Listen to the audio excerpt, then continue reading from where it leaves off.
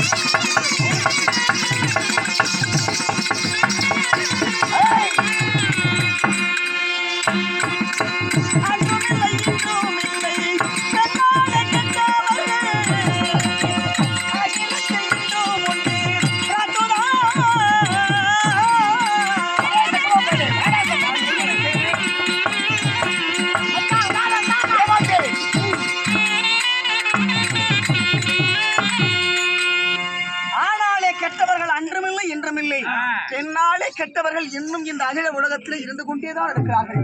நான் சொல்வதை கேள், எனக்கு வழிவிடு. சங்கமா பயலே, உன்னை ஒருபோது விடமாட்டேன். என்னிடத்தில் சண்டைக்கு வந்தால் வா, உன்னை எப்படியாவது என்னுடைய கத்தியாலே ஒரே வெட்டாக வெட்டி உன்னை வீழ்த்த வேண்டும். அப்படியா? ஆமா, உன் விதி அது. நிச்சயமாக சத்தியமாக ஓஹோ பார்க்கலாம். அவன் எடுத்தான்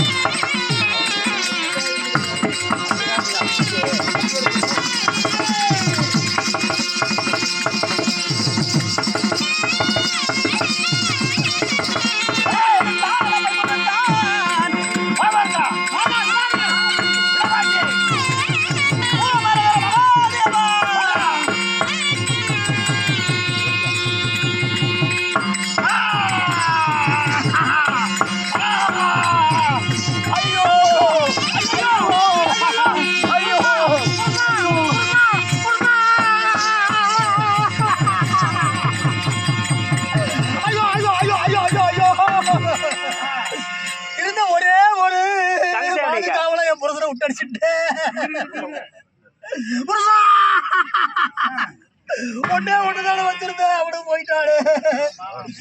ஐயோ சாமி, என்னை மன்னித்து விடுங்க. ஏதோ உங்கள் மீது இருக்கின்ற ஆசையினாலே அறியாத தெரியாமல் தவறு செய்து விட்டேன். என்னை மன்னித்து என் கணவனை நீக்கிச்சு கொடுங்க சாமி.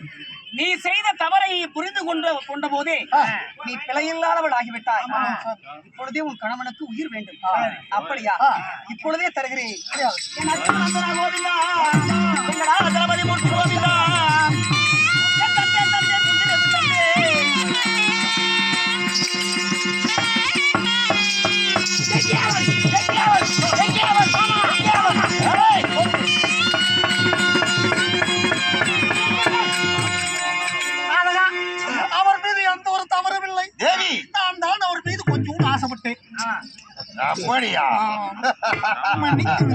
ஆவதும் பெண்ணாலே அழுவதும் பெண்ணாலே என்பதை நிரூபித்து விட்டாயடி கள்ளி.